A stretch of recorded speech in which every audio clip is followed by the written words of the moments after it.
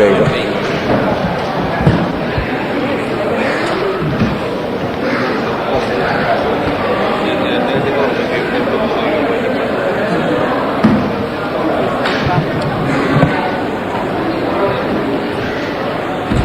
Difensori presenti in aula: l'avvocato Carmelo Calì, l'avvocato Pierluigi Papalia, l'avvocato Antilla, l'avvocato Antoci, le avvocatesse Valenti e Dionisi, l'avvocato Amato, l'avvocatessa Danna, l'avvocato Catania, l'avvocato Giuffrida, l'avvocato Sambataro, l'avvocato Franco Russo, l'avvocato Strano Tagliarini, l'avvocato Cannizzaro e l'avvocatessa Rizzo. L'avvocato Calì sostituisce i difensori non presenti e mi pare che stia arrivando anche l'avvocato Rapisarda.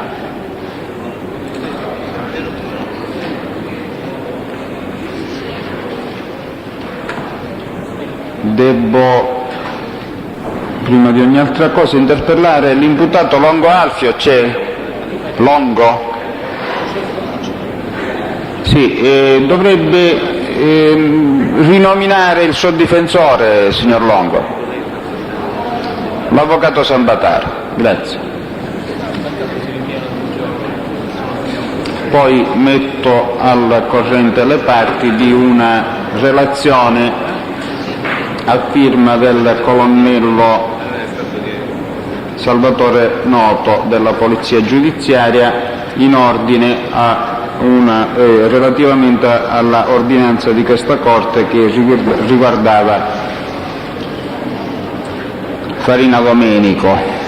In questa relazione si dice che nella mattinata odierna del 4 giugno, previ accordi con l'avvocato Stefano Blancato del Foro di Siracusa, nominato di fiducia dal Farina Domenico, lo scrivente, unitamente al predetto legale e al maresciallo Spata Mariano, si è recato presso la casa di reclusione di Brucoli al fine di poter dare corso all'ordinanza della Corte del 17 aprile 96 relativa al procedimento contro Aiello Vincenzo più 167, ivi giunta a Farina Domenico, che precedentemente aveva avuto col proprio legale contatti in merito e al quale aveva manifestato la volontà di accettare anche la presenza di ufficiali di polizia giudiziaria, a cui avrebbe consentito di verbalizzare la sua deposizione in ordine alla localizzazione del materiale di fonoregistrazione da egli in precedenza indicato. Al cospetto di tutti noi predetti ha rettificato la volontà precedentemente manifestata, adducendo che non era più disposto a rilasciare dichiarazioni in tal senso per non compromettere la ragazza che detto materiale custodirebbe, in quanto teme che se il padre di lei ne venisse a conoscenza la ragazza correrebbe il rischio di essere mandata via da casa. Pertanto ha manifestato la volontà di voler tuttavia indicare il luogo e il nome della ragazza solo ed esclusivamente però al dottor Mario Amato, sostituto procuratore della locale procura distrettuale, previe notizie sulle attuali condizioni dei propri familiari, in quanto teme per la loro incolumità. Ha quindi ribadito che la sua collaborazione in ordine al caso specifico e altri eclatanti fatti di criminalità di tipo mafioso avvenuti in epoche e località diverse è subordinata alle notizie riguardanti la sicurezza della sua famiglia. Infine ha precisato che la sua presenza presso la struttura di Brucolo è limitata ancora a pochi giorni, in quanto è già stato programmato il suo trasferimento in altro istituto penitenziario.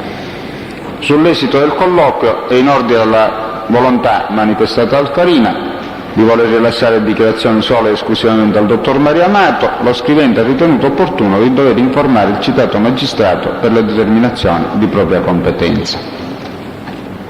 Ribadisco in questa sede che l'unico strumento che ha la Corte per acquisire il materiale di cui il Farina si è dichiarato in possesso è quello del sequestro, da attuarsi per tramite della Polizia Giudiziaria, e sequestro che allo Stato non è possibile proprio per la contraria volontà manifestata dal Farina stesso, e pertanto per quanto riguarda i provvedimenti di questa Corte, allo Stato possiamo ritenere che l'incidente resta chiuso, salve ulteriori iniziative che appunto non dipendono da questa autorità giudiziaria.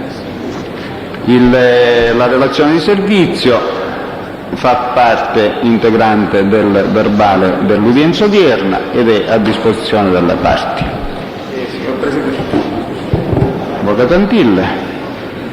No, scusi, non volevo interrompere, lei sta continuando. No, io ho finito. No, scusi, no, volevo segnalarle questo, signor Presidente, che è un problema un po' comune anche ad altri difensori, credo. La Corte ha autorizzato i difensori, a seguito di istanze istruttorie presentate all'ufficio, di procacciarsi delle documentazioni, soprattutto presso la direzione del generale delle carceri, su periodi di detenzione di alcuni imputati, a smentite di affermazioni di alcuni deponenti. È accaduto questo, che ancorché io ad esempio abbia indirizzato la raccomandata munita della copia conforme dell'ordinanza della Corte e abbia posto in mora l'ufficio trattandosi di attività amministrativa ai sensi della legge 242 del 90, non si ha riscontro fattivo dell'invio di tali certificazioni e pertanto ho interpellato telefonicamente l'ufficio della Direzione Generale delle Carceri, che così mi risponde: caro avvocato, noi siamo sommersi di richieste, lo faremo quando avremo tempo. Ne consegue che poiché ci avviciniamo alla chiusura della fase di istruzione probatoria, dimoreremo ancora un po', però diversamente, protraendosi l'inadempimento dell'ufficio, sarò costretto, almeno per quanto mi riguarda, a chiedere alla Corte la modifica dell'ordinanza nella parte in cui delega me difensore a quell'acquisizione, e quindi chiedo che la Corte vi provveda d'ufficio.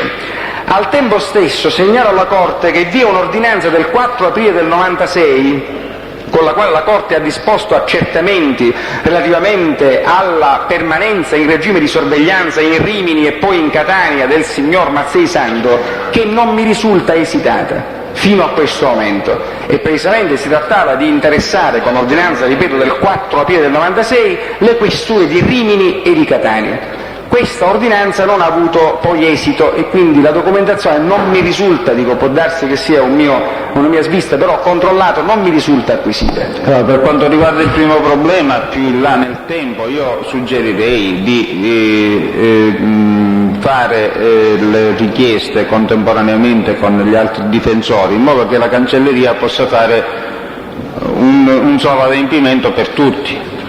Per quanto riguarda questo problema particolare, io la invito, avvocato Antille, di contattare direttamente la cancelleria perché possa provvedere con la sua collaborazione. Esatto, questo è esatto, però Presidente, se non c'è un provvedimento, una reiterazione, ovvero una richiesta che la cancelleria fa, le questure non le risponderanno, cioè la cancelleria in ossequio all'ordinanza ha sicuramente provveduto, esatto. E quindi si tratta di reperire la missiva originaria e fare un sollecito, comunque potrà vedere lei in cancelleria. Grazie. Possiamo procedere? Il test è in programma? Presidente, Sì. la pregherei di soprassedere per qualche minuto, abbiamo un problema. Sì. In riferimento a dichiarazioni già rese da Minoranza e peraltro prodotte ed esistenti già agli atti del dibattimento. Avremo un problema, vogliamo controllare. Non stiamo introducendo il PIN in questo momento. No, c'è un altro testimone, non so chi. Sì, Presidente, in relazione all'esame del test Caridi Andrea. Allora un momentino, signor ufficiale giudiziario, un momento. In relazione, dicevo, all'esame del test Caridi Andrea, i pubblici ministeri, fermo rimanendo il contenuto ovviamente della ordinanza che ieri la Corte ha pronunciato, depositano nel fascicolo del pubblico ministero un tabulato, con riserva ovviamente poi di farne produzione documentale nel momento più opportuno, depositano nel fascicolo del pubblico ministero un tabulato relativo alle utenze e ai rapporti telefonici tra l'utenza intestata alla Saces e tale Menichetti Riccardo e una CNR indirizzata alla Procura della Repubblica di Palermo, di cui i pubblici ministeri ne sono venuti in possesso stamattina, contenente alcune indicazioni sugli sviluppi del tabulato telefonico relativo al traffico dell'utenza della SACES e di Menichetti Riccardo. Fermo rimanendo, ripeto, che se i difensori hanno bisogno poi del tempo per il controesame lo faranno. Voglio dire però che si tratta di atti depositati presso la Procura della Repubblica di Palermo, di cui probabilmente, dico probabilmente, il difensore dell'Aiello ne ha in qualche modo contezza. Allora io approfitterei di questo momento di sospensione dell'attività processuale per vedere di stabilire dei programmi per le prossime udienze e per quanto riguarda la escussione dei testi indicati nelle liste dei difensori e quegli altri testi di risulta che sono stati già ammessi. Ieri avevamo dato delle indicazioni per l'udienza di giovedì 13, oggi possiamo dare indicazioni per l'udienza di venerdì 14 e anche per quella successiva del martedì 18. E vedo che c'è l'avvocatessa Viscuso e anche l'avvocato Sambataro, quindi ne possiamo anche parlare.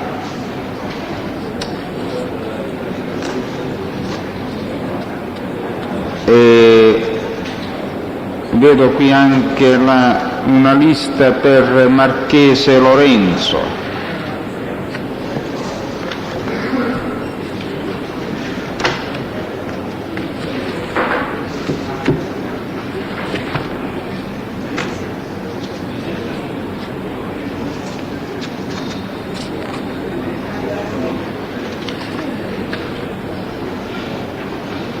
L'avvocato Freddoneve è sostituito da qualcuno oggi?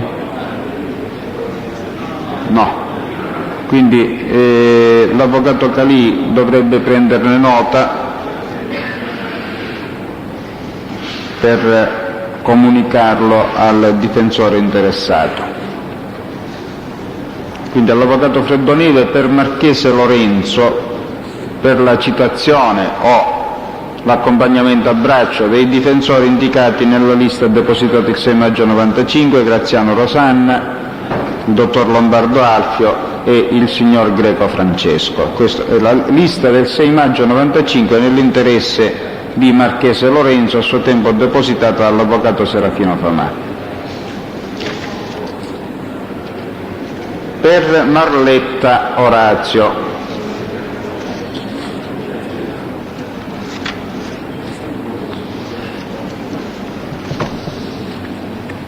Interessato l'avvocato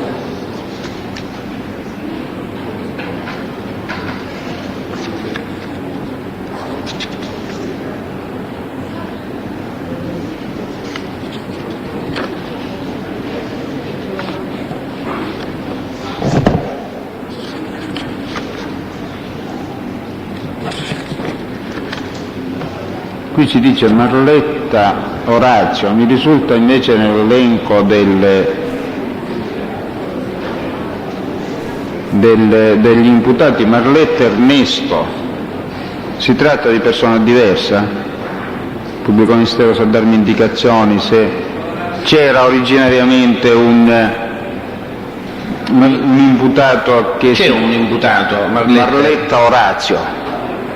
Orazio sì, originariamente c'era un imputato Marletta Orazio, che ora non c'è più, che credo abbia patteggiato.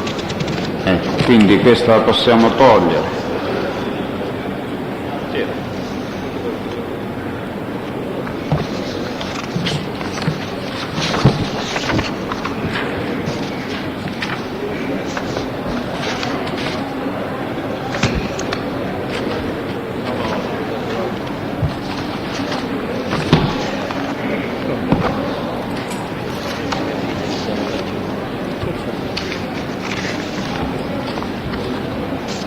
Poi c'è la lista relativa a Marzagalli Attilio e anche di questo dovrebbe prendere nota l'avvocato Calì per riferire all'avvocato Orazio Pulisano, che mi risulta firmatario della lista.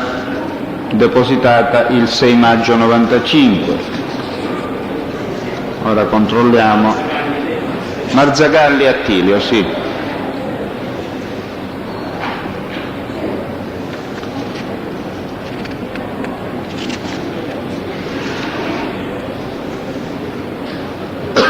In effetti è difeso dagli avvocati Enrico Trantino e Orazio Gulisano, quindi dovrebbe darne comunicazione all'avvocato Gulisano. Poi dovrebbe annotarsi anche per la posizione di Sciuto Sebastiano, ma per Sciuto Sebastiano c'è...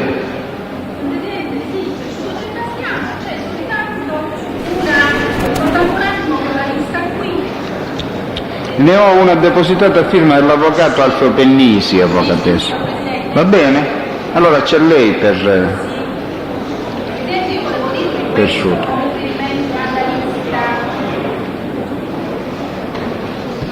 Che all'udienza all'inizio e quindi nella richiesta dei mezzi di prova il difensore dello Sciuto Sebastiano ebbe, dico, a parte la lista dove indicava a deporre il dottore Gioacchino Pistarà, produsse proprio una missiva del dottor Pistarà con riferimento agli attentati subiti dalla stampa, e questa lettera, questo documento, signor Presidente, è stato acquisito dalla Corte, per cui ritengo che una volta acquisito la difesa potrebbe anche rinunciare per ragioni di economia.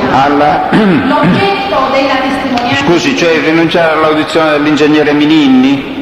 No, signor Presidente, io parlo del dottore Pistarà con riferimento alla circostanza relativa alla società standard di Assiderale. Va bene, avvocatessa, questa è una valutazione che dovrà fare lei. Mentre invece qui c'è la richiesta di audizione, l'autorizzazione, la citazione per l'ingegnere Raffaele Mininni. Quindi e questo potrà essere citato per venerdì 14. Poi c'è la lista sua, avvocatessa, e dell'avvocato Passarello, anzi è a sua firma, per quanto riguarda Puglisi Salvatore. Si tratta di 3 testimoni su una sola circostanza, attività lavorativa, quindi possono essere citati o accompagnati per giorno 14 pure. Signor Presidente, mi perdoni, c'è un'altra lista a mia firma con riferimento alla posizione di Paola Aldo, Puglisi Salvatore, Puglisi Domenico e Raffaele Santo, che riguardava l'audizione quale teste del direttore del carcere di Rebica, Benissimo. con riferimento alle modalità dell'incontro tra San Pellegrino e Roma. Sì. Anche a questo teste la difesa rinuncia, attese le risultanze dell'istruttoria dibattimentale. Perfetto. Allora siamo arrivati, vediamo un po'. Marchese, siamo arrivati. Puglisi Salvatore.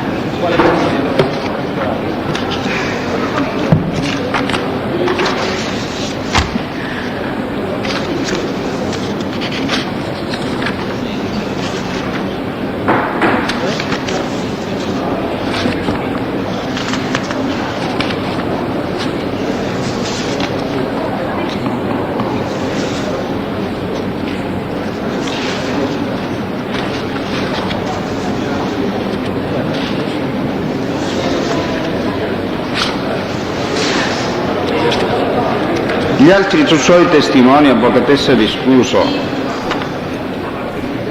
non trovo in questo momento, non trovo la lista.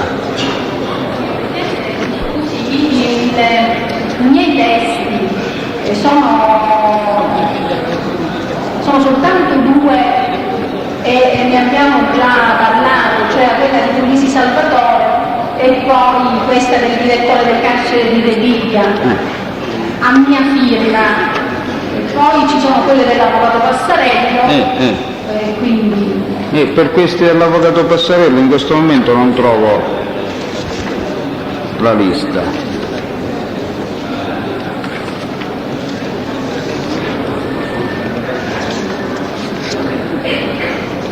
Allora, quelli della lista dell'8 maggio per Tuccio Salvatore, questi dovrebbero essere citati per la giornata di giovedì 13. E così pure i testimoni indicati per Iannone Maria.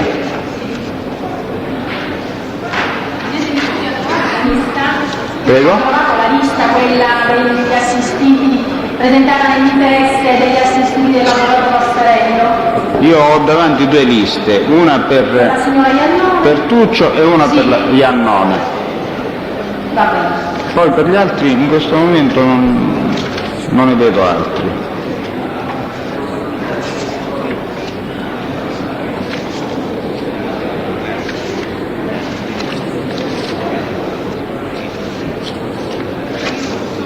Poi ho la lista dell'avvocato Russo nell'interesse di Musmeci Costanzo, ma questa vorrei qui l'avvocato però, perché mi chiede la citazione di Samperi, Grancagnolo, Anastasi, Gulisano, no. Samperi, Grancagnolo e Anastasi sono stati già sentiti, mentre poi chiede la citazione di tale Gulisano Gaetana, Pappalardo Giovanni e il geometra Guarnaccia Carmelo. Questi qui potrebbero essere citati, questi tre, anche per la giornata di venerdì 14. E avvocato Calì, se mi fa la cortesia di prendere nota anche di questa indicazione. Quindi i testimoni indicati dall'avvocato Aldo Russo nell'interesse di Musmeci Costanzo.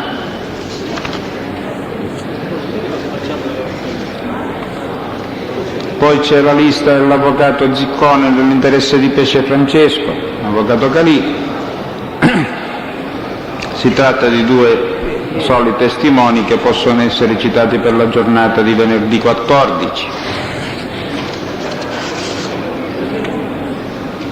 Poi c'è la lista a firma degli avvocati Granata e Lidestri nell'interesse di Puglisi Pietro, Cutispote Edoardo, Pulvirente Antonino, Stimoli Francesco, Santa Paola Vincenzo del 56, Madonia Giuseppe, Tusa Francesco e Tusa Lucio.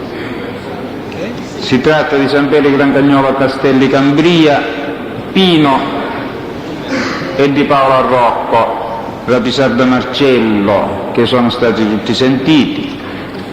Potrebbero essere citati per la giornata di venerdì 14 Avola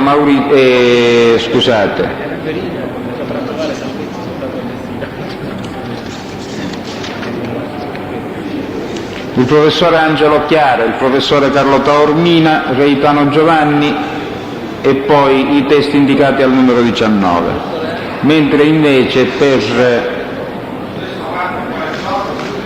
stiamo parlando del giorno di venerdì 14, avvocato. Bisognerebbe un po' che i difensori si facessero sentire in ordine alla richiesta di audizione di pentiti di cui sono stati, in relazione ai quali sono stati acquisiti verbali di dichiarazioni precedenti, come Aleo Gaetano e Samperi Alfio,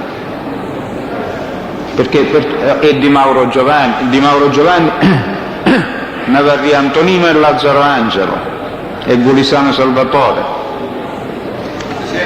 Perché tutti gli altri, lei ce l'ha presente questa lista? Sì. Il problema qui è complesso. Lo so. Perché ovviamente, ad esempio, ai punti 18 e 19, questi sono testi che probabilmente sono quelli che riguardano le posizioni a cui io... Un po' di silenzio per favore. A cui io sono interessato insieme all'avvocato Granata, ma gli altri testi, ad esempio quelli che lei citava prima, il professore Angelo Chiaro, il professor Taormina, riguardano posizioni diverse, assistite da altro difensore, che riguarda, credo che riguarda l'omicidio dei fratelli Martini. Il professor Angelo Chiara, per riferire in ordine al contenuto della relazione autoptica concernente il duplice omicidio dei fratelli Marchese, in questo processo non ci riguarda chiaramente. No, ma comunque su questo ormai dovrebbe interloquire il difensore che è subentrato nella difesa per la posizione che vede. E allora mi dovrebbe fare la cortesia, avvocato, di interessarsene in modo che ne possiamo parlare nelle udienze successive. Presidente, mi scusi, quella lista è identica a quella, sono Volantille? Scusi, sì. Le segnalavo che quella lista è identica a quella presentata allora, depositata allora dall'avvocato Famati. Sì, è questo. No, aspetti, certo, il processo allora era unico, riguardava... Certamente. Ora, in relazione all'audizione di Castelli Salvatore, che mi pare è indicato nella lista, è specificato la lista Castelli Salvatore, sì. e sono transitate le dichiarazioni per il rifiuto a rispondere, noi insistiamo solo per lui, dico, perché venga sentito. Noi insistiamo su Castelli Salvatore senz'altro. Va bene.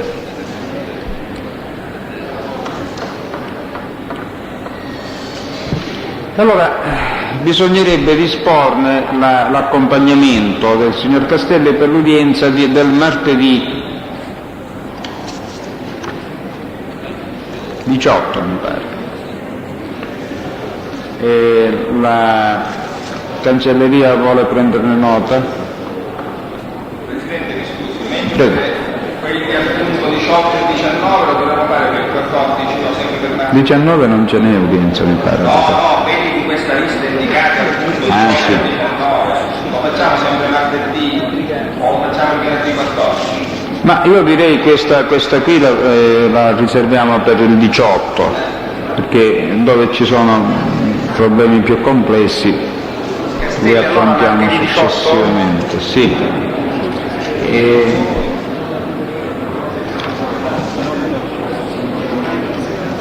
Poi abbiamo l'avvocato Rapisarda qui per la lista depositata il 6 maggio 95 nell'interesse di Cocuzzo Annunzio, di Orofino Alfio, di Raimondo Natale, Amato Salvatore, Santa Paola Angela, Santa Paola Salvatore e Santa Paola Francesco.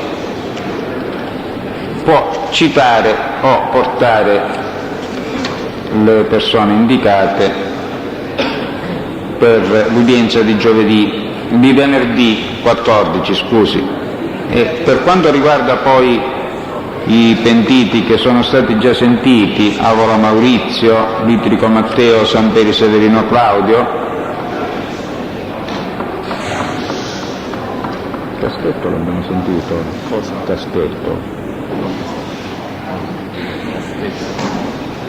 Caschetto è stato sentito? Caschetto, signor Pubblico Ministero, mi scusi, Caschetto Antonio, è stato sentito da noi in questa sede? No.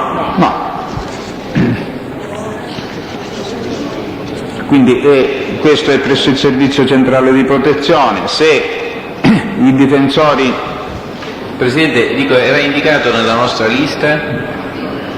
No, questa è la lista dell'avvocato Ruggeri nell'interesse dei suoi assistiti.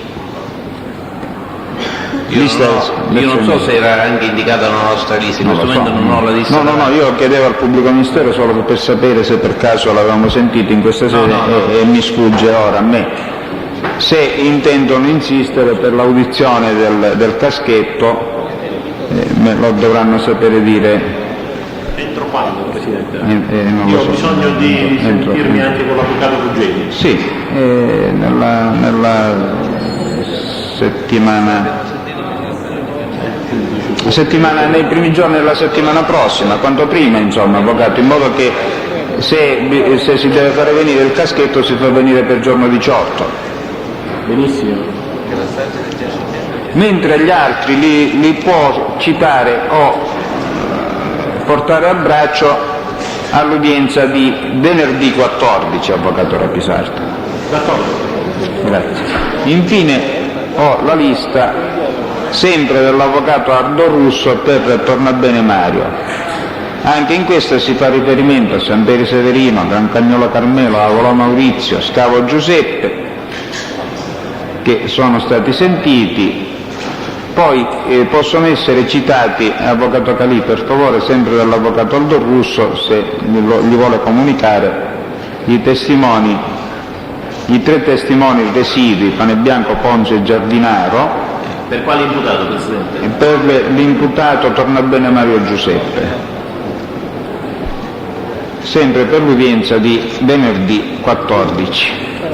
Andiamo a martedì 18. Per martedì 18, oltre alla lista a suo tempo depositata dall'avvocato Famà, abbiamo la lista dell'avvocato Calì, che ne avevamo parlato ieri, cioè l'avevamo riservata per il giorno 18.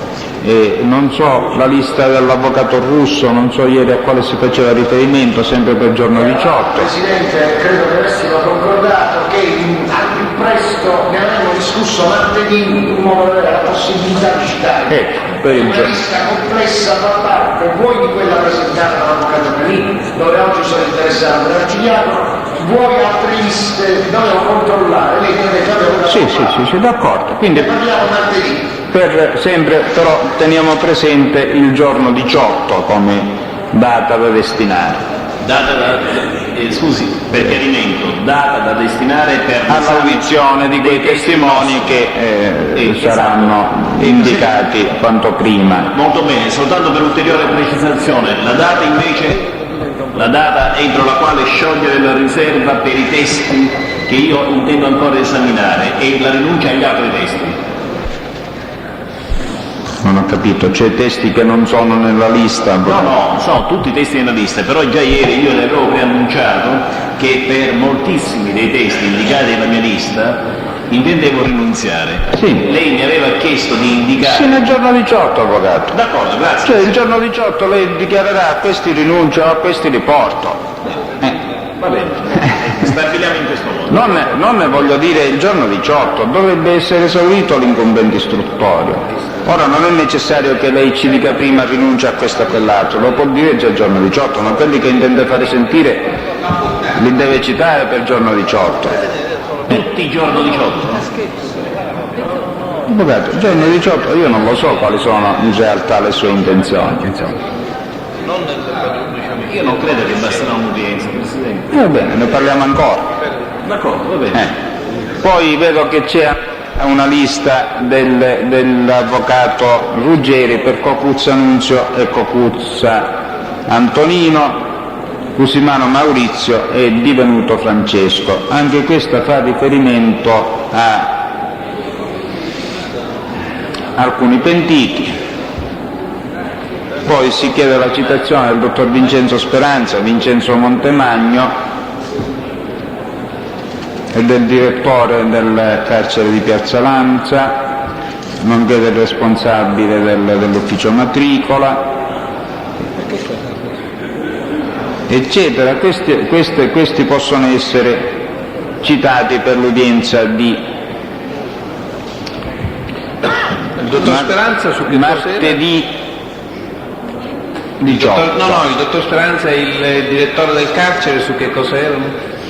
Vabbè, niente, poi andiamo a guardare. Presso il Ministero, affinché venga a riferire in ordine all'attività investigativa svolta in riscontro alla dichiarazione resa dal collaborante Avola Maurizio, in particolare in ordine a quanto evidenziato nella nota del 3 maggio 94, Questa è la lista del pubblico ministero, ho capito. del 20 e 21 giugno 94. Quindi se non c'è rinuncia dovrà essere citato per giorno 18. Voglio dire il giorno 18. Consenta la riserva di qualche giorno appena per sciogliere. C'è tempo sino al giorno 18, avvocato. E poi c'è sempre per giorno 18 c'è la lista dell'avvocato Sambataro per Longo Archio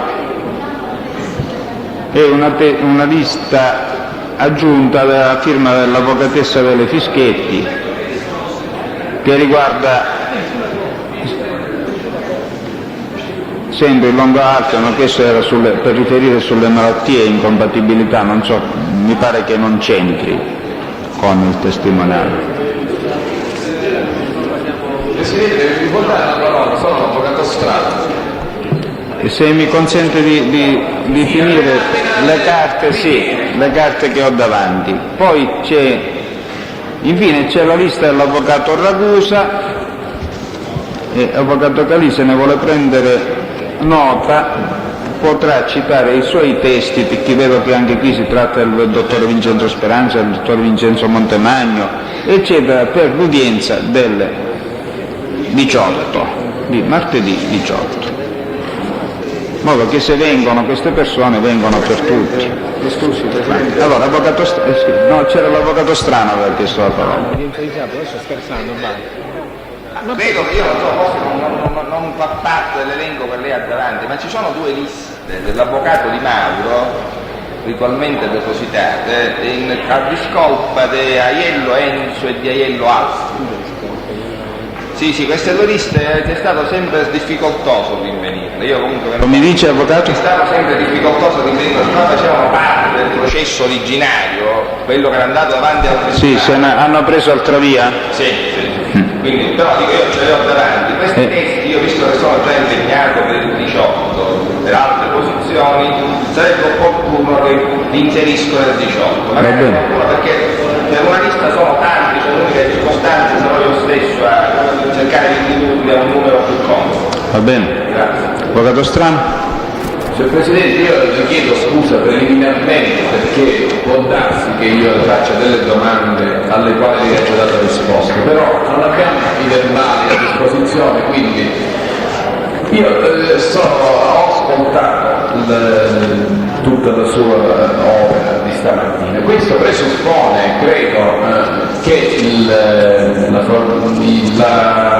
l'accusa abbia esaurito la produzione dei suoi mezzi di prova. È stato già fatto ufficialmente da parte dell'accusa una rinuncia ai testi che fin qui non ha portato?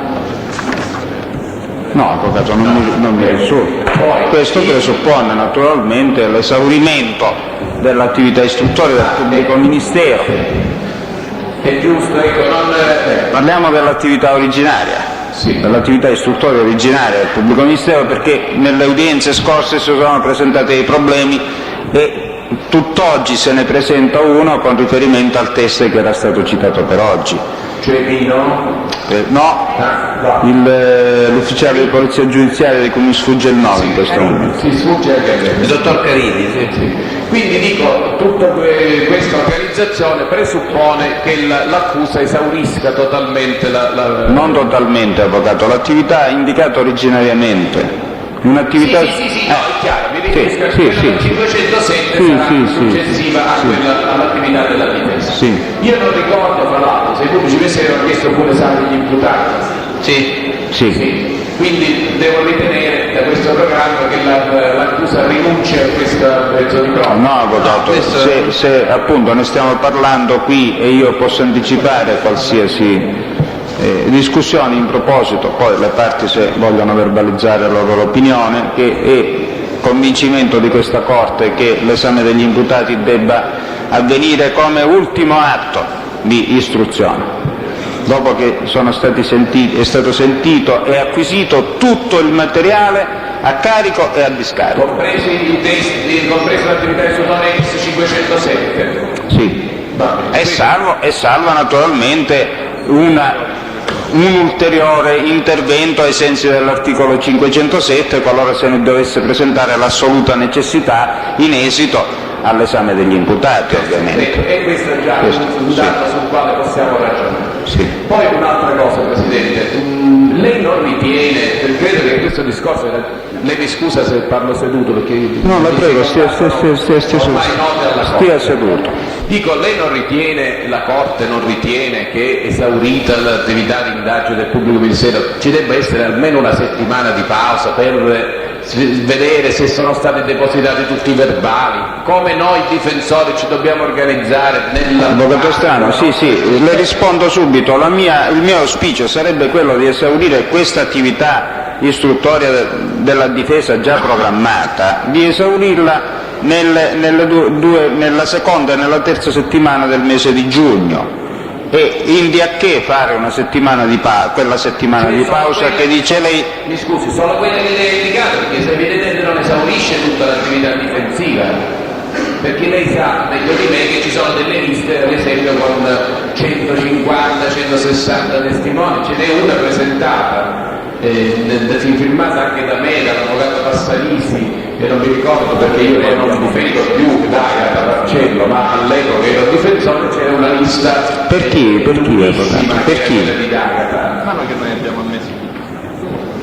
Ma a me non risulta questa lista. No, ma io, scusi, poiché non sono più il difensore, non è che intendo avanzare richieste per No, dico... chiedevo soltanto a titolo esemplificativo, se la Corte ha avuto presente tutte le liste depositate nel momento in cui ha detto No, io che su questo... esaurire in queste 2 settimane. Su questo, avvocato, io non posso risponderle perché io questa lista con 150 testimoni non ce l'ho.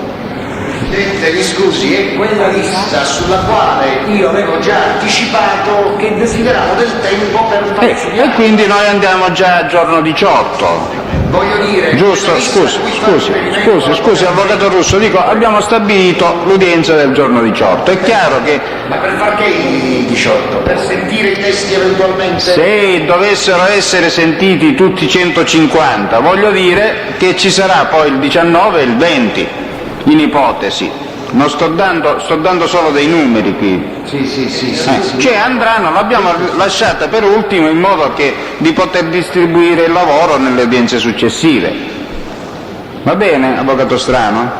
Non so, è sufficiente il chiarimento? Presidente, è sufficiente perché è quello che lei ha ritenuto di dare. Io credo, probabilmente sbagliando, che ci siano delle liste ancora che la signoria vostra non ha indicato, ad esempio quella dell'interesse di Motta Antonio, che io difendo come ormai dovrebbe essere un fatto acquisito. Mi pare che lei non ne abbia parlato di questa. Ecco, perciò mi domandavo, non avendo sentito su quella lista alla quale faceva cenno anche l'avvocato Russo, su quest'altra lista che allora fu presentata dall'avvocato Libero, chiedevo Sì, me ne ha parlato credo ieri, avvocato. Prego? Credo che ne abbia parlato ieri. Credo di averla vista. Perciò di fatto ho premesso Gli che assenti hanno sempre torto. Io credo per per favore, signor. Spero di aver ragione con la sentenza. Signori, per favore, io credo di averla vista la lista Sì, no, se mi dicono che mi ha parlato, però nell'interesse di...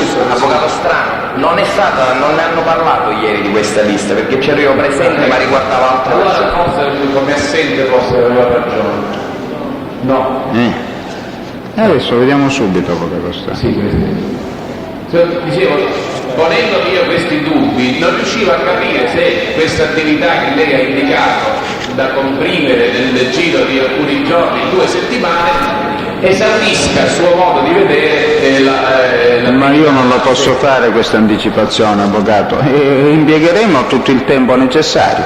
Sì, no. Queste sono date indicative. Non volevo dire questo, Presidente, che siccome avevo chiesto una settimana di pausa, vista la mole del materiale che successivamente all'acquisizione del pubblico ministero, chiedevo e certamente lo facciamo dopo le prime 2 settimane difensive, dico quelle non esauriranno l'attività difensiva. li faremo in esito a questa attività difensiva.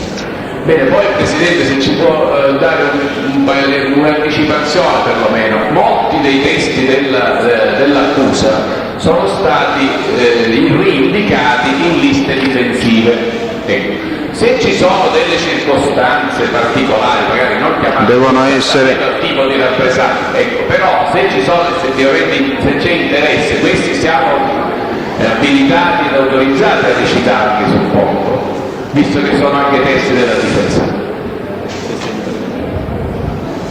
Avvocato, se si tratta di persone che è difficile fare venire qui, insomma, bisogna un momentino che ne riparliamo. Mi rendo conto che per difficile lei intende i collaboranti. Anche pubblici ufficiali che sono lontani, non so. Se sei un pubblico ufficiale lontano non possiamo fare. Scusi, per esempio, così, io prendo a caso, non so di chi sia questa lista, dottor Vincenzo Speranza, in ordine all'attività investigativa di riscontro svolta con riferimento alle dichiarazioni dei collaboratori Samperi, Grancagnolo e Licciardello. No, forse il dottore Speranza non è stato sentito, quindi, ma è stato sentito sicuramente il dottore Montemagno Vincenzo, Ma per esempio, dottore Speranza, non è che lo possiamo risentire sull'attività di riscontro delle dichiarazioni del collaborante Sampieri Grancagnolo di Cervello, cose su cui è stato esaminato e controesaminato, chiaramente. Dottore Speranza è stato sentito su questo? No, parlo del dottore Montemagno. Sì, però il dottore Speranza... Il dottore Speranza dovrà venire se insistete, è chiaro. Cioè, se insistiamo cosa? Sulla eventuale rinuncia del PM o come test difensivo? Come test difensivo. Quindi dovremmo noi prima sapere, al momento in cui l'accusa esaurirà il suo compito, il suo lavoro, perlomeno quello che ha già indicato preliminarmente, sapere a quali testi l'accusa intende rinunciare e su questi avere qualche su questo dato, Presidente. Perché sa, lei lo sa meglio di me, inutile che ripetiamo argomenti che sono relativi a questo processo, che sono già triti e ritriti, patrimonio comune. Io non credo che poi basti che il pubblico ministero ci dica rinunciamo ai testi 1, 7, 21 eccetera eccetera, e poi noi possiamo immediatamente stabilire il nostro programma. Dico, un po' di tempo lo dovremmo avere tutti per stabilire cosa. Una sola ne possiamo fare pausa, avvocato. E dipenderà dal tempo che impiegheremo a sentire appunto questi testimoni della difesa. Io credo che la pausa dovrebbe essere fatta anche per poter interloquire eventualmente sulle rinunce del pubblico ministero. Lei sa che ci sono anche interpretazioni giurisprudenziali che le rinunce del pubblico ministero non è, cioè i testi già indicati e ammessi non sono rinunciati. Quindi, sì, avvocato, questo naturalmente però riguarda pochissimi casi. Di questa cosa. No, io non sto dando nessun orientamento perché anche bisogna guardarlo il caso, però sto dicendo che se si tratta di rinuncia a testimoni che sono già indicati nelle liste dei difensori, mi pare che il problema non esiste se non per una sfumatura che io non riesco a cogliere. No, si deve trattare di persone che non sono nelle liste dei difensori e che vengono rinunciati, cioè testimoni che vengono rinunciati al pubblico ministero e non sono nelle liste dei difensori, è giusto? E allora, siccome saranno pochissimi casi, per rifletterci i difensori avranno la possibilità di qualche ora di tempo. Anche nell'altro caso lei dice una sfumatura, può essere una sfumatura, però bisognerà esaminare in base al materiale raccolto, per esempio ai verbali di prova resi in altri dibattimenti eccetera, che certamente non abbiamo avuto modo di leggere compiutamente nessuno, se poi da parte della difesa sia utile citare questi testi ai quali l'accusa ha rinunciato oppure no. Cioè, sono valutazioni tecniche che non possono essere compresse, Presidente. Purtroppo noi abbiamo le nostre necessità. E non saranno compresse, avvocato Strano. Non saranno compresse. In termini temporali, Presidente, per carità, non i limiti temporali torno a prossime 2 settimane dedicate a un'attività difensiva che era già programmata, poi pausa per l'ulteriore attività. Posso, Presidente? Sono qui, l'avvocato Figliuolo. Sì, avvocato Figliuolo. Presidente, oltre alla lista di cui parlava prima l'avvocato Strano, quella di Motta, che ieri non è stata menzionata, vi dovrebbe essere un'altra lista depositata per Blancato, che ai tempi era stata ammessa, adesso non l'ho sentito. Sinora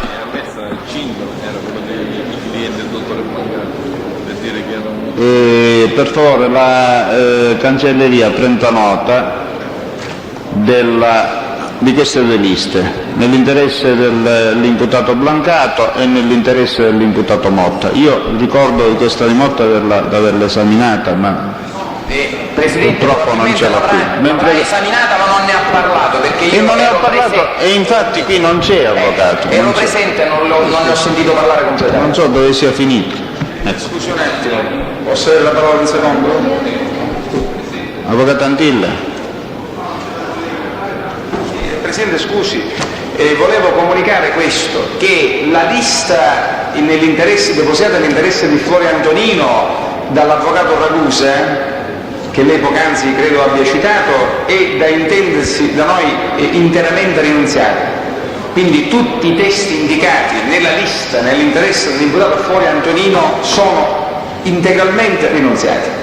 Secondo, poiché il pubblico ministero ha chiesto l'esame degli imputati e la Corte riserva l'esame al completamento dell'attività istruttoria, perché mi sembra che questa sia stata l'indicazione, cioè l'ultimo atto sarebbe l'esame degli imputati, io sin da adesso, assieme al collega Nino Pisarda, rinunziamo all'audizione di Castelli Salvatore, per cui avevamo inizialmente insistito e la Corte aveva disposto la citazione per il 18, quindi non ci interessa più al momento, poi saranno questioni che semmai sorgeranno all'esito delle dichiarazioni che in sede di esame saranno rese dal nostro assistito. Quindi è rinunziato Castelli per quanto ci riguarda, per cui la Corte voglia revocare l'ordinanza di citazione. Grazie. Sarebbe questa la lista? La lista dell'avvocato Salvatore Ragusa nell'interesse di Florio Di Lerni ed altri, per le posizioni... Quella è interamente rinunciata, mi dice avvocato. No. Presidente, scusi, posso parlare solo per il mio assistito, rinunzio nell'interesse di Florio Antonino, poi non so gli altri da chi siano assistiti, non sono... Ma Di Lernia non c'è più. Presidente, nel processo sarebbero quelli dell'interesse di Privitera Mario. Quindi, ma non conosco perché io sono subentrato solo a Florio Antonino e quindi per Florio rinunzio per intero.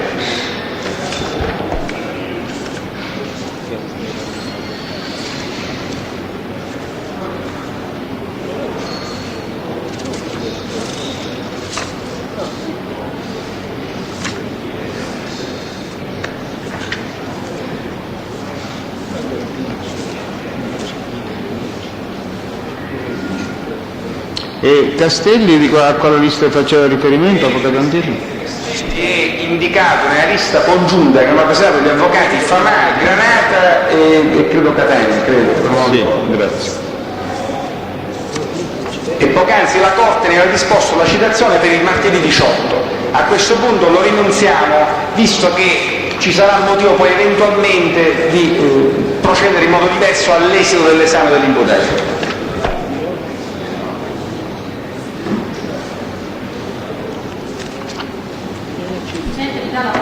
Sì, avvocato. Presidente, mi notiziavano che ieri la Corte ha affrontato il problema della lista testi relativa alla posizione del signor Figueralfio.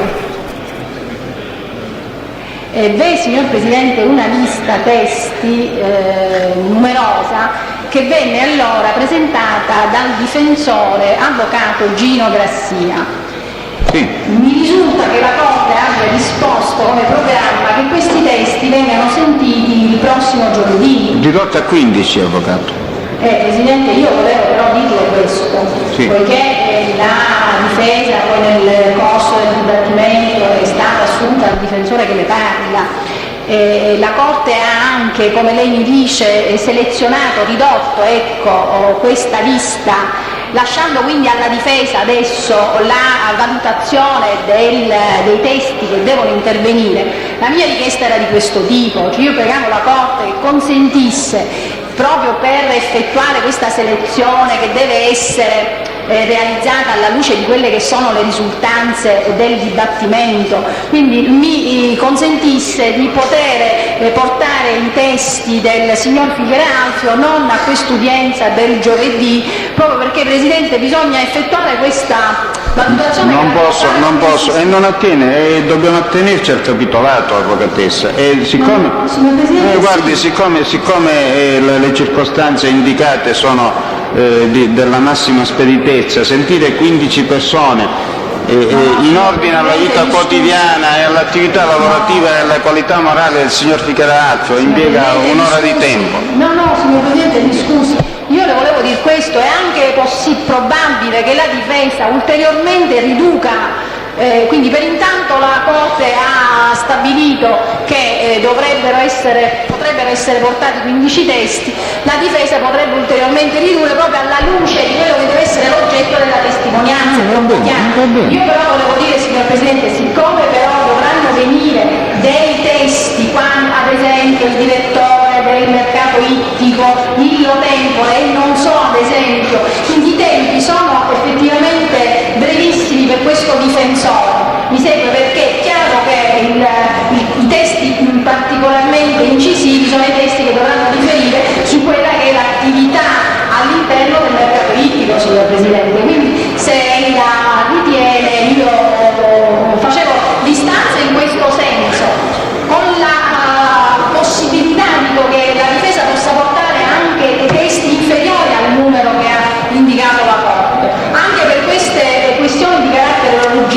capito, avvocatessa, ci rispostiamo all'udienza successiva, ma siccome l'udienza successiva è quella del venerdì 14, se per lei sta bene il venerdì 14, perché per il 18 lei, Presidente, non è possibile. Signor Presidente, allora il venerdì 14, se lei... Va bene. Grazie. Presidente, scusi, posso avere la parola un secondo? Non mentire. Ci sono questi 3 imputati che dovrebbero andare a fare degli esami clinici, però non vogliono rinunciare, devono fare il prelievo, li possiamo mandare, rientrano, per cartelli non dobbiamo allora più citarlo, perché lei va da tortura della cancelleria. Chi era l'avvocato Russo? Perché sta l'avvocato Antini. Sì, Presidente, volevo segnalare solo una cosa. Nelle intenzioni della Corte, dico di tutti, c'è quella di giungere ad una sospensione poi dell'attività, ovviamente per riorganizzare un po' il materiale acquisito. Io voglio segnalare alla Corte che in effetti si verifica che i detenuti quali si trovino qui in ragione di questo processo vengono poi, se le pause o i rinvii delle udienze sono superiori a un certo numero di giorni, credo 6, 7 o 8 giorni, vengono rimandati nelle carceri, per così dire, di loro competenza. Avvocato Antini, faremo un'udienza intermedia. Sì, no, Presidente. Se mi date esattamente l'indicazione, oppure dobbiamo fare un'ordinanza con la quale disponiamo che rimangano in sede per avere i colloqui con i difensori. Diventa poi impossibile Mi devo sentire in proposito con l'autorità carceraria. Confido su questa Se questo non sarà possibile, vuol dire che faremo udienza intermedia in modo da bloccare. D'accordo, grazie. Per quanto riguarda questo deposito e l'escussione del testo in programma per oggi, possiamo procedere? Sì, Presidente. Possiamo introdurre il dottore Caridi. Carimi o Caridi? Caridi. Caridi. Con una D.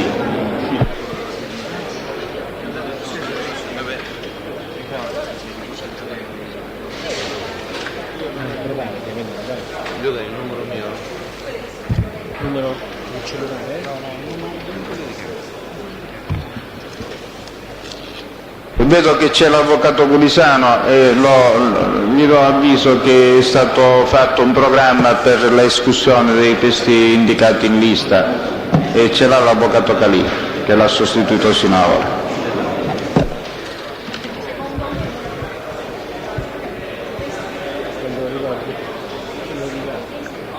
C'è andato in Pavone, c'è andato in fuoco. Arrivederci.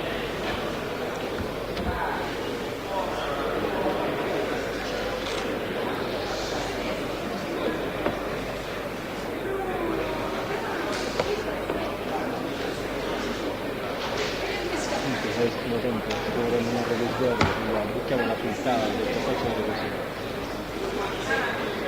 Ci vediamo. Si accomodi, dottore. Un po' di attenzione, per favore, un po' di silenzio in aula. Se vogliamo prendere posto, signori. Le sue generalità per il verbale, per favore. Nome, cognome, luogo e data di nascita. Vicequestore aggiunto Andrea Caridi, nato a Reggio Calabria il 19 marzo 1955. Dovrebbe di Roma. leggere la formula del Consapevole della giuramento. responsabilità morale e giuridica che assumo con la mia deposizione, mi impegno a dire tutta la verità e a non nascondere nulla di quanto è a mia conoscenza. Dottor Caridi, dove presta servizio attualmente? Presso la DIA di Roma. In passato dove ha prestato servizio? Precedentemente al Servizio Centrale Operativo della Polizia di Stato a Roma. Nell'ambito del servizio prestato presso lo SCO, lei si è occupato delle indagini relative alla famiglia catanese di Cosa Nostra? Sì, confermo. Ecco, quale è stato il suo compito nell'ambito di queste indagini? Praticamente io dirigevo una sezione del Servizio Centrale Operativo e il personale che faceva parte di questa sezione svolgeva le indagini nel contesto appunto della famiglia Santa Paola. In particolare tendevamo alla cattura di Benedetto Santa Paola all'epoca latitante. Nell'ambito dell'attività investigativa, lei ricorda di aver attenzionato un personaggio che si chiama Tomaselli Giuseppe? Sì, lo ricordo. Ci vuole dire in quale occasione o in quali occasioni questo personaggio è stato attenzionato dal servizio centrale? Ma io ricordo che nel corso dei servizi, nel contesto dell'indagine, effettuammo in più occasioni servizi di avvistamento, di osservazione nei pressi del garage di Viale Ionio di Catania, e in più occasioni fu osservato il Tomaselli incontrarsi con taluni personaggi, tra cui elementi appartenenti alla famiglia Santa Paola. Ecco, è in grado di ricordare quali fossero questi personaggi e più o meno l'epoca di questi controlli? Guardi, mi sembra di ricordare che nel giugno del 92 ci furono due incontri in una prima occasione fra Tomaselli Giuseppe e Francesco Santa Paola. Se non sbaglio fu un incontro serale nei pressi del garage di Viale Ionio. In altra occasione, di qualche giorno successiva, quindi sempre giugno 92, fu possibile osservare il Tomaselli Giuseppe insieme con Salvatore Santa Paola e un altro personaggio identificato per, mi sembra, Valle Lucio. Ecco, sempre insieme nei pressi del garage di Viale Ionio. Ecco, con riferimento alla Francesco Santa Paola, sa dirci che rapporti di parentela vi è tra il Francesco Santa Paola controllato e il Benedetto Santa Paola? Francesco Santa Paola, figlio di Benedetto Santa Paola. E il Salvatore Santa Paola? Fratello di Benedetto Santa Paola.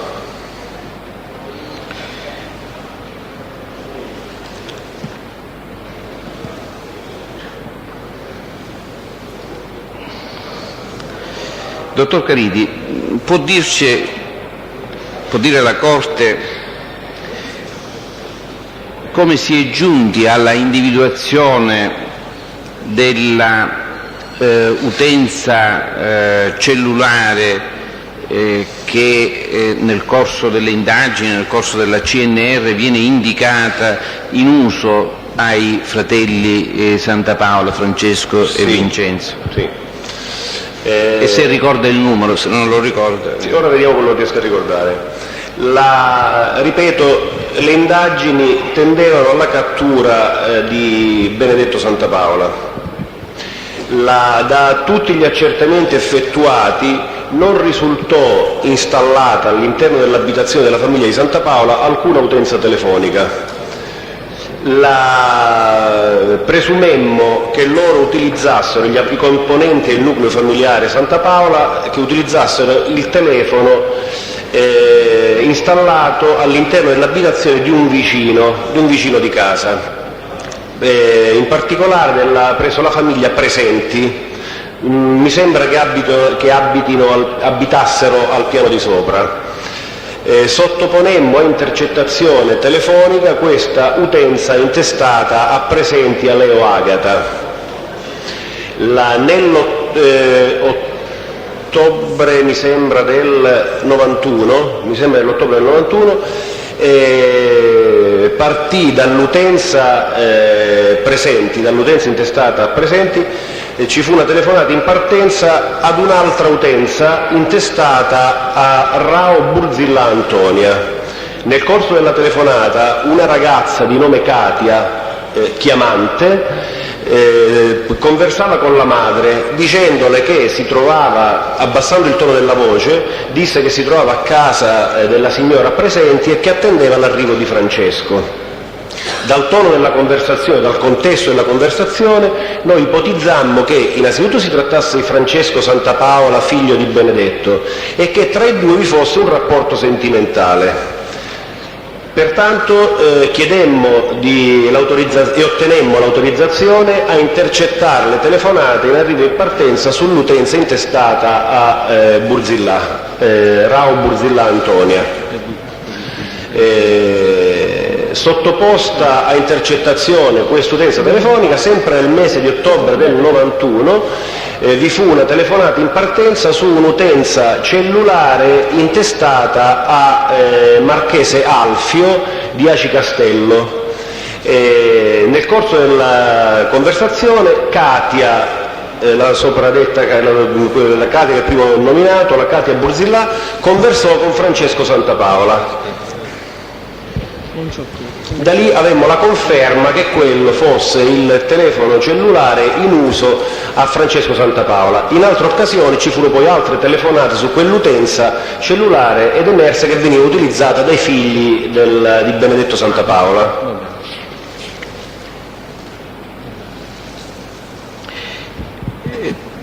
Per quanto riguarda il luogo di residenza di Marchese Alfio, mi sembra Aci Castello.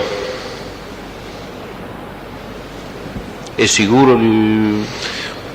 Non sono sicuro, mi sembra Aci Castello. Almeno l'utenza, se non sbaglio, era intestata a Marchese Alfio di Aci Castello.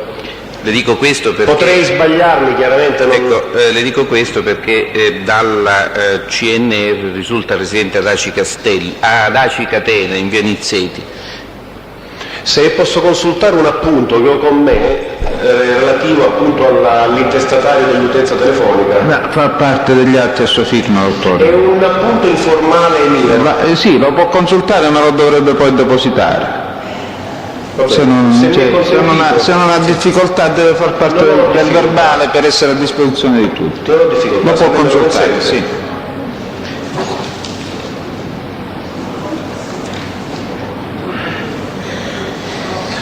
Dunque, a me risulta l'utenza 0337 951401, telefono cellulare intestato a Marchese Alfio, via Nizzeti, numero 58, Aci San Filippo, Catania. Vabbè.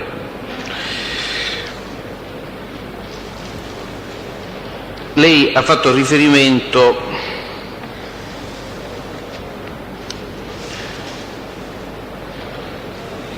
a questo personaggio, a questa persona chiamata che si chiama Marchese Alfio. Sì.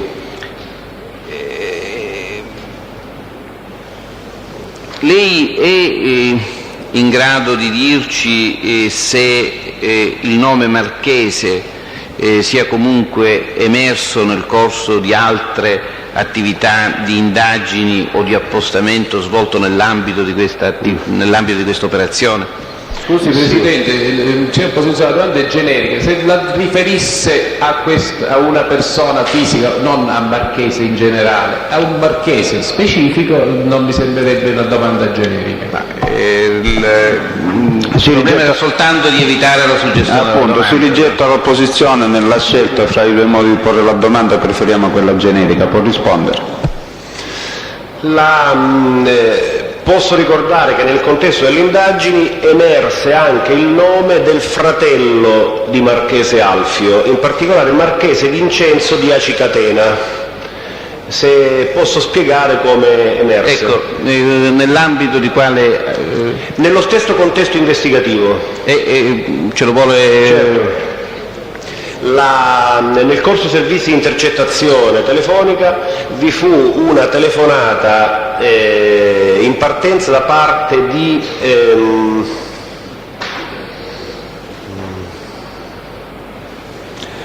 mi sfugge in questo momento il nome della persona che telefona, è uno dei personaggi che attenzionammo nel contesto dell'investigazione. Non ha importanza. Vi fu una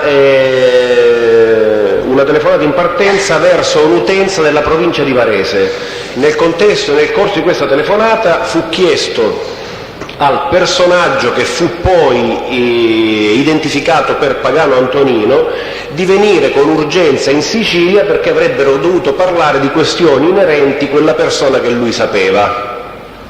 Dopo qualche giorno, sull'utenza appunto sempre sotto controllo, pervenne una telefonata da parte del Pagano Antonino, il quale, conversando con la moglie, disse: sono arrivato, sono qui a Catania.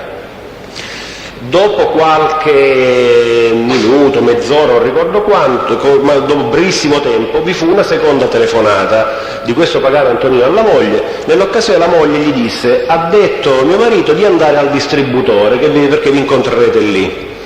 Noi ipotizzammo che il distributore potesse essere quello d'Agata Marcello, in zona di Ognina, Catania, per cui fu organizzato un servizio di avvistamento, di osservazione in quella zona. Fu visto in effetti già all'interno del bar del distributore vi era il D'Agata Marcello che conversava con il Pagano Antonino e con altre persone. Dopo un poco arrivò un fuoristrada con a bordo la persona di cui mi sfugge il nome, che era la persona intercettata, che si intrattenne con queste persone. Dopo poco arrivò un'altra autovettura, una Peugeot 205, che risultò poi intestata appunto a Marchese Vincenzo. Il Marchese Vincenzo giunse con altre persone, si trattenne con quelle che già erano presenti all'interno del bar, dopodiché uscirono e si avviarono insieme e partirono insieme, si allontanarono dal distributore. A quel punto il servizio fu sospeso per precauzione.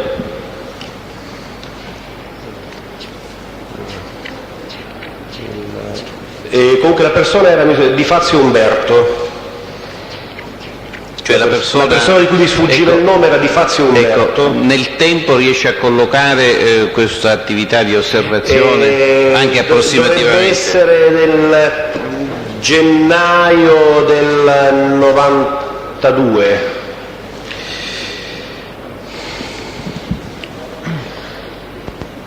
Nell'ambito di questa attività investigativa da lei coordinata, le risulta se furono effettuati accertamenti in ordine ad una ditta denominata Saces? Sì. E ci vuole dire in quale occasione? Noi tra i personaggi che emersero nel corso delle indagini vi era Aiello Vincenzo, vi era un gruppo di persone tra cui Aiello Vincenzo. Aiello Vincenzo fu nel contesto delle investigazioni associato strettamente a questa società, alla Saces, che era gestita da persone molto vicine al gruppo di cui lui faceva parte. Ricorda in particolare se fu effettuato un controllo su una determinata autovettura? Sì, tra gli elementi che ci consentivano di stabilire questa stretta connessione tra l'Aiello e la Saces ci fu anche il fatto che lui utilizzasse una macchina intestata alla Saces. Nel maggio del 92 noi effettuammo un servizio, se non sbaglio presso un distributore nei pressi della circonvallazione, dove lui si recò a un appuntamento e nell'occasione guidava una Mercedes con la targa intestata alla Saces. Lei ricorda la sede della Saces dove? Catania non ricordo, l'indirizzo non lo ricordo francamente della Saces. Lei sa dove è la sede della DIA a Catania? Via Sturzo. Sì, giusto. E quindi la sede della Saces lei ricorda? Sì, mi sta facendo ricordare lei in questo momento, è un abbinamento che feci io stesso quando la DIA trovò la sua sede in via Luigi Sturzo, feci proprio questo abbinamento mentale, ricordavo appunto che la SACES aveva proprio sede in quella via.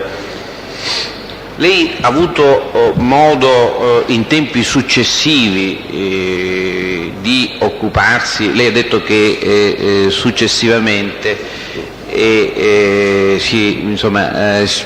ha fatto parte della DIA ed è tuttora funzionario in servizio alla DIA. Ecco, le chiedevo se nell'ambito di queste sue nuove funzioni ha avuto poi modo di occuparsi nuovamente della SACES. Sì. Ecco, ci vuole dire le occasioni? Sì.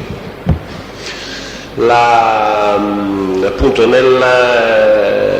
durante il periodo appunto di mia permanenza alla DIA facemmo tra l'altro delle indagini che avviamo delle indagini a seguito di talune dichiarazioni rese al collaboratore di giustizia, la Barbera Gioacchino.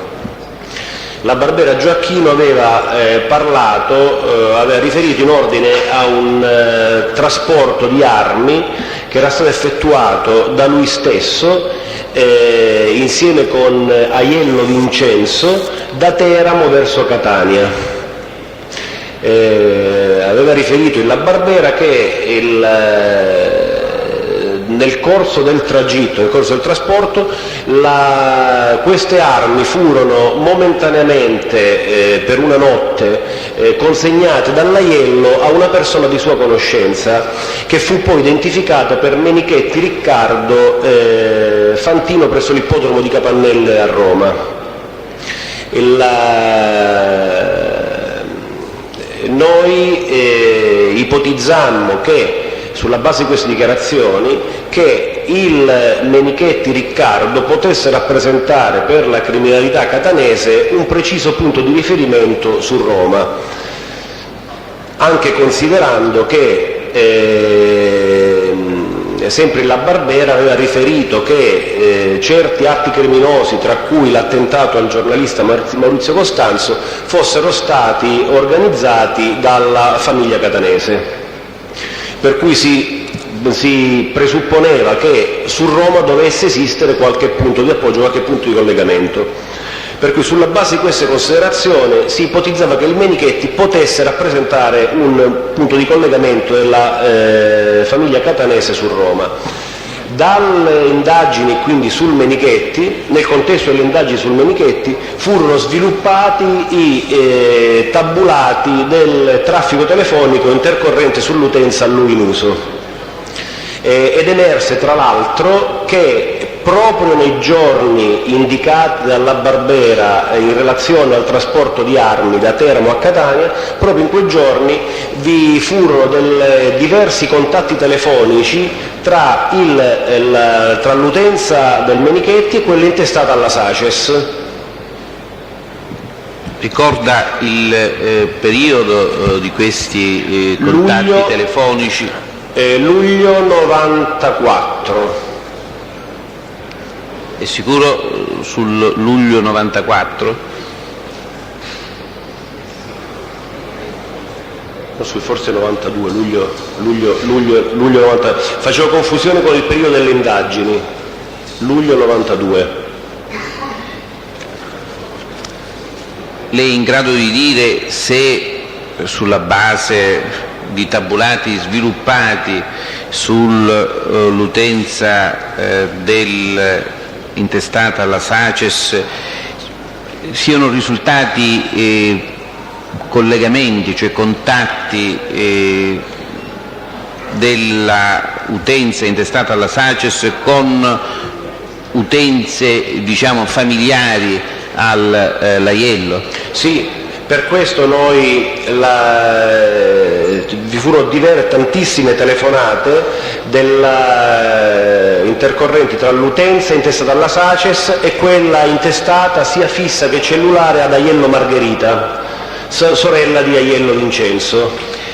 Ricorda se può essere utile, posso aggiungere che dopo la cattura del Menichetti, così prima della traduzione in carcere lui stesso informalmente mi raccontò di questi suoi contatti telefonici con l'Aiello, che lui stesso raggiunse telefonicamente sull'utenza quella che era intesa dalla Saces. Risultano anche contatti con altri familiari dell'Aiello Vincenzo? Ricordo appunto Aiello Margherita, non ricordo se vi furono anche dei contatti con Aiello Alfio, non sono certo. E con riferimento invece all'utenza, ecco, innanzitutto se lei ha seguito le indagini, ci vuole precisare un po' meglio come si giunse alla identificazione del Riccardo Menichetti? Sì.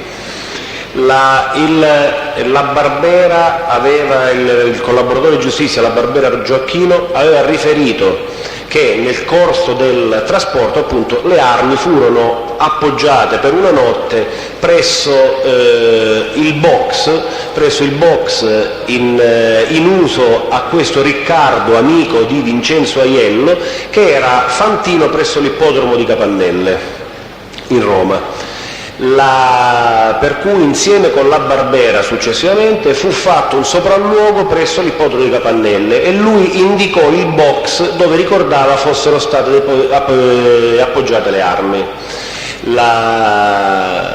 Il titolare del box fu successivamente identificato per Menichetti Riccardo, che fu peraltro riconosciuto fotograficamente dal Menichetti. Chiedo scusa, dalla Barbera.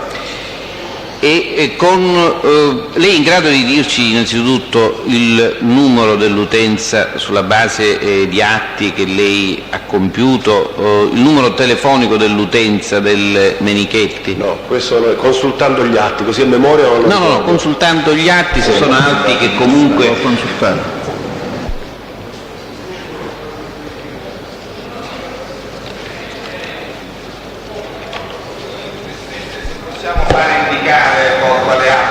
Sì, naturalmente.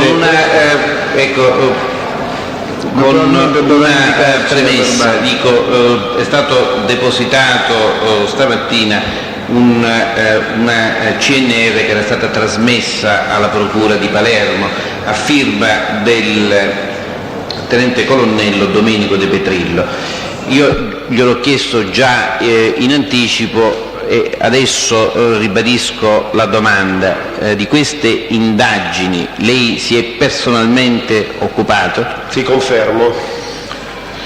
Quindi lei sta consultando, cosa sta consultando? Io sto consultando un'informativa trasmessa alla Procura della Repubblica di Palermo, che coordinava quelle indagini, che è stata praticamente redatta da me. E a firma del tenente colonnello Domenico Di Petrillo, dirigente del centro operativo della DIA di Roma, presso la quale facevo servizio. È stata firmata dal colonnello Di Petrillo, ma praticamente sono indagini da me effettuate e la stessa informativa è stata da me redatta, anche se poi non è stato citato alla fine. Ecco. Scusi Presidente, mi scusi, prima che prosegua nella consultazione dell'atto, credo che dovrebbe essere indicato nell'atto stesso che alla redazione ha partecipato il dottore Carini.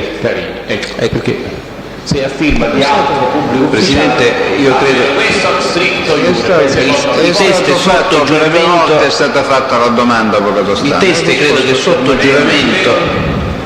Posso, avvocato? Non ho sentito che ha detto il Presidente. Ho detto che è stata posta 2 volte la domanda al test e ha risposto 2 volte affermativamente, cioè di essersi occupato personalmente delle indagini. E di aver redatto materialmente, Scusi dottore Bertone, ma poi è chiaro, non sono io a darle il permesso di parlarci, Sì. Dico, deve essere a firma o deve avere contribuito alla redazione. Se la firma è di un altro, la redazione che abbia partecipato alla redazione dovrebbe essere contenuta nell'atto. È sempre così. Avvocato, si sta dicendo... Il resto poi decide il Presidente. Ecco, dico, mi pare Il che... Presidente ha già deciso sull'ammissibilità delle domande al test e quindi possiamo procedere. E sulla possibilità di consultare gli atti, perché questo credo... a questo... Appunto questo è l'ammissibilità delle domande sulla consultazione degli atti è Mi pare implicita. che oltretutto già altre volte il problema si era posto, avvocato, e la Corte aveva già deciso in questo senso. Procediamo. Ma veramente, già tante volte mi ricordo che una volta è venuto un ufficiale della finanza e la Corte dice in maniera diversa. L'avvocato ricorda male. Il discorso è esattamente, e il problema è esattamente opposto, e cioè della persona che ha firmato ma non ha partecipato materialmente e dice e dichiara che non ha partecipato materialmente alla relazione, all'indagine, e si è limitato soltanto a assumersene la paternità firmandola. Per quello si pone il problema se rientra fra le persone previste, diciamo, e regolamentate dall'articolo 195 del Codice di procedura penale o non, stante un rapporto organico che esiste negli uffici e nella pubblica amministrazione. Ma mai si può porre il problema contrario, almeno a mio avviso. Procediamo. Scusi, Sì. ma allora a suo modo di vedere della Corte, se si ha partecipato alle indagini, in quale misura poi non si sa, ha partecipato alle indagini, può consultare, cosa che già sta facendo, tra l'altro cioè noi stiamo discutendo di sesso degli atti perché il dottore Carini...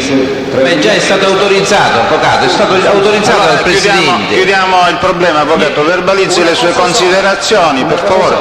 Quindi devo ritenere che la Corte, nel momento in cui il pubblico ufficiale partecipa alle indagini, può consultare una CNR per essere firmata da chiunque, purché abbia partecipato a un atto dell'indagine. Avvocato, lei in sede di controesame potrà accertare quello che ritiene. Intanto procediamo. Consultazione fatta ora. Pubblico Ministero. Quindi ci vuole dire... Sì. Diciamo che forse il problema non si pone, perché solito in questa informativa non è indicata l'utenza del Menichetti, la quale si troverà sicuramente in altre carte che ho con me. Viene citata l'utenza, questa informativa fa seguito a diverse altre, nelle quali era stata indicata quindi più volte il numero d'utenza del Menichetti. Ecco, avendola citata nelle precedenti informative, in questa viene soltanto indicata l'utenza del Menichetti, ma senza indicare il numero. La potrei comunque ricavare da altre carte. Da altre carte relative a indagini che ha forse da un'informativa precedente a questa. Dunque, è la numero 0337 80 23 51.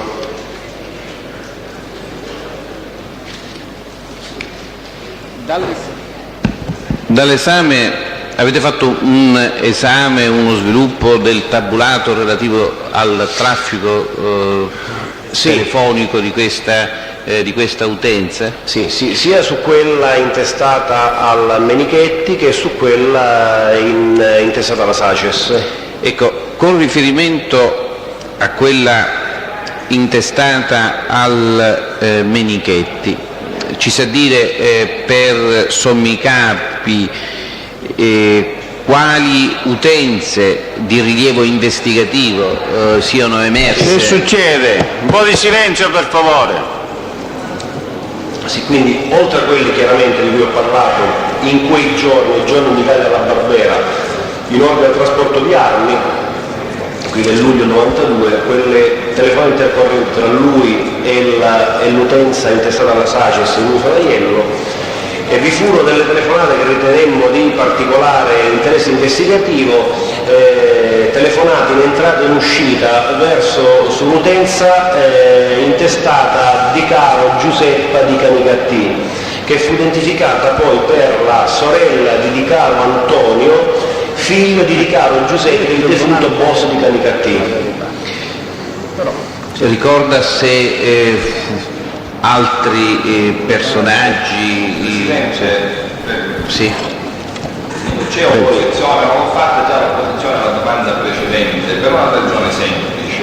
Mi scusi Avvocato Catania, siccome mi ero distratto, però prima vorrei risentire la domanda prima dell'opposizione. La domanda iniziale era quella di indicare dallo sviluppo del tabulato dell'utenza intestata al Menichetti quali fossero i personaggi di interesse investigativo che erano emersi. Sì, l'opposizione. Io la posizione è questa che formulo, Presidente. Questo riguarderebbe direttamente il Menichetti, che è soggetto estraneo. Certo, mi rendo conto quale può essere lo scopo dell'accusa. Visto il collegamento con l'imputato, allora i collegamenti di Menichetti refluiscono. Però aggiungo che se apriamo questo tema... Silenzio! Che succede?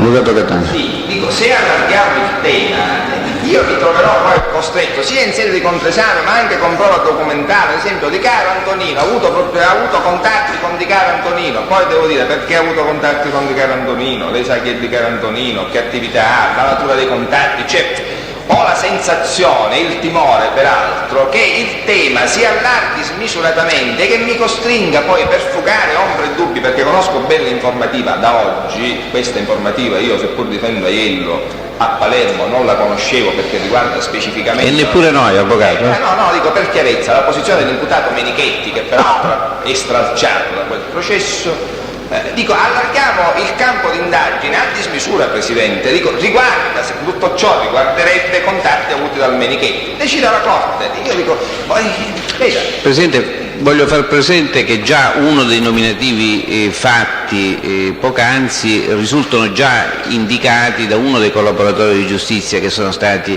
esaminati nel corso di questo processo, quindi come vede il tema è molto pertinente proprio perché serve a chiarire almeno nella nostra prospettiva i rapporti con... Di un'opposizione si trattava di una considerazione che implica delle riserve, ma mi pare che non possiamo fare diversamente. Procede il pubblico ministero.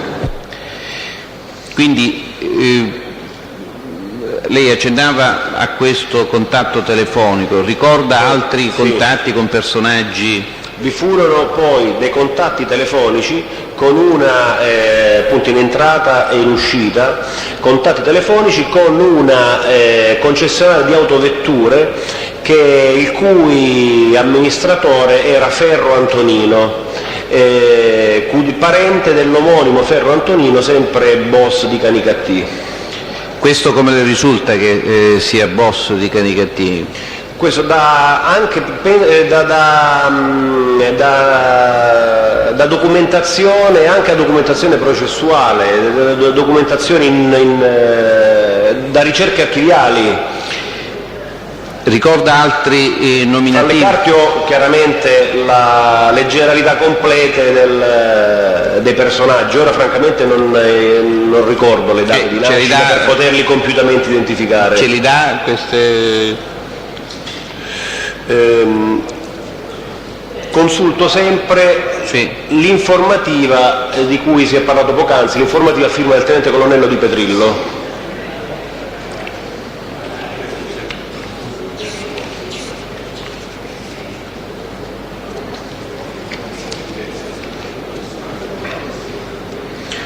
Quindi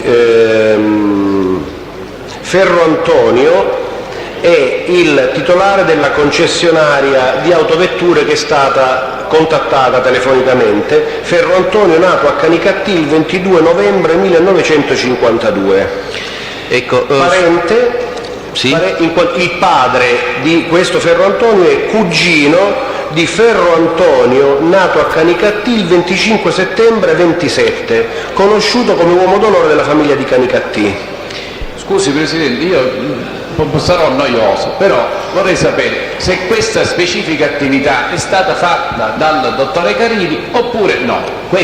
Scusi Avvocato Strano, lei ha poteri di controesaminare il testo. Interrompere però allora diventa noioso, mi scusi. Lei se le annoti i vari paragrafi e poi è in suo potere, in sua facoltà, in suo diritto. Presidente, io accetto il rischio di essere... Sì, Avvocato, però... dovere. Ma il suo dovere lo fa in sede di controesame, il avvocato. pubblico ministero, per favore, una volta che le è stata data l'indicazione, mi pare che lei va oltre il suo dovere, mi consenta. Lei faccia le sue annotazioni in sede di controesame, potrà fare tutte le richieste in tal senso. L'intento regolare. Sì. Stava dicendo? Aveva completato le... Sì. Ecco, le chiedevo se ricorda qualche altro contatto con personaggi... Tra Menichetti Sì. e altri personaggi? No, quelli più significativi per noi furono quelli con l'Aiello, con il Di Caro e con il Ferro. Ecco, ricorda... Poi ci sono altri contatti, diciamo, indiretti. Posso fare l'esempio di Menichetti che entra in contatto telefonico con tale Pieraccini Cesare, con il quale peraltro risulta aver alloggiato in un albergo di Catania. Il Pieraccini Cesare a sua volta risulta in contatto telefonico con Di Caro.